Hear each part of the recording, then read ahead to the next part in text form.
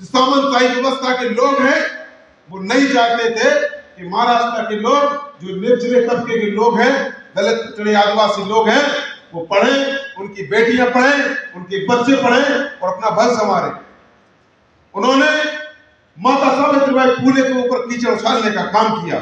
जब वो स्कूल को जाती थी तो साथियों वो एक झोले में एक साड़ी लेकर जाती थी, एक साड़ी पहन कर जाती थी, और जब वो साड़ी निकलती थी रास्ते पे तो उन पर कीचड़ पत्थर और गोबर उछालने का काम ये महाराष्ट्र के सामंतवादी लोग करते थे। और धन्य हो माता सावित्रीबाई फुले जो स्कूल में पहुंचकर साफ स्वच्छ कपड़े पहनकर पुनः अपने बच्चों को पढ़ाने का काम करती थी।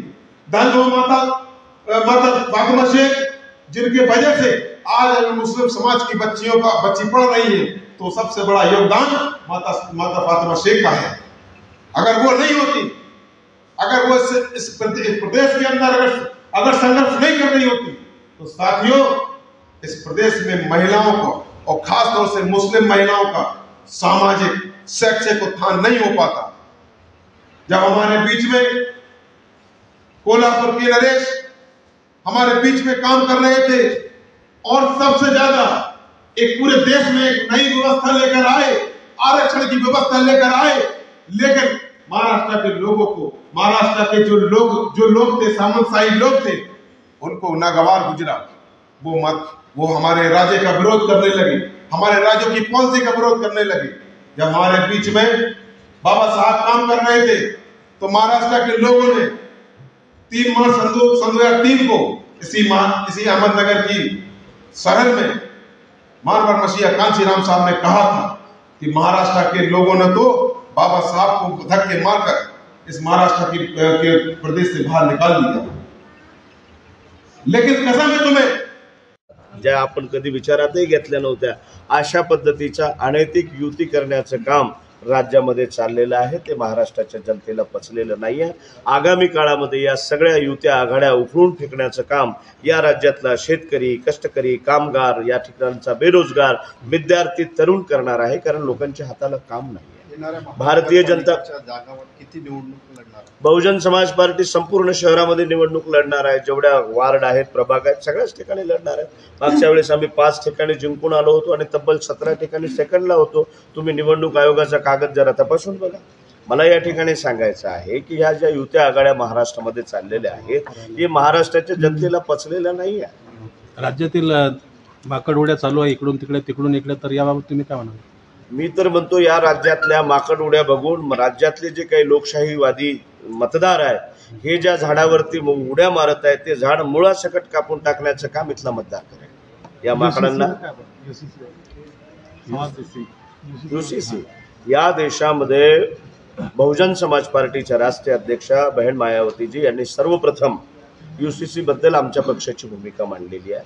आदरणीय बहन मायावतीजी म्हणाल्या की भारत हा विविधतेने नटलेला देश आहे। वेगवेगळ्या जातीचे, वेगवेगळ्या धर्माचे, वेगवेगळ्या पंथाचे लोक या देशामध्ये राहतात।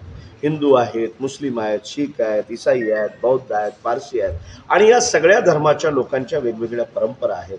सकाळपासून सायंकाळपर्यंत त्यांचे वेगवेगळे विधी आहेत।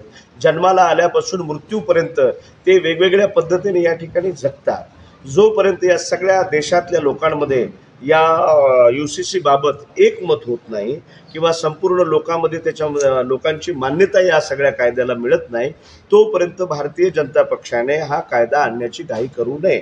मुळात हा कायदा आणि याची जी प्रोसेस आहे याची सुरुवात काँग्रेसने केल्याचा इतिहास आहे, मनमोहन सिंग सरकारने, आणि आज ते म्हणतात आम्ही यूसीसीचा विरोध करतोय। काँग्रेस आणि भाजपा मुळात वेगळी नाहीच आहे। या देशामध्ये काँग्रेस ही कायम भारतीय जनता पक्षाला आणि भाजप ही कायम काँग्रेसला पूरक राहिलेली आहे। हे दोन्ही पक्ष एकमेकाच्या हिताचं काम करतात। या देशामध्ये काँग्रेस आणि भाजपा यांना समांतर अंतरावरती ठेवून देशातल्या 85% बहुजन समाजासह सर्व समाजाच्या लोकांचे हितसंबंध जोपासणारा, त्यांच्या हिताचं रक्षण करणारा एकमेव पक्ष आहे। ज्या पक्षाच्या राष्ट्रीय अध्यक्षा बहन मायावती जी आहेत, ज्यांनी UCC बाबत सगळ्यात अगोदर आपली भूमिका व्यक्त केली आहे। या देशामध्ये सर्व धर्माच्या लोकांची आम संमती जोपर्यंत होत नाही तोपर्यंत हा कायदा आणू नये।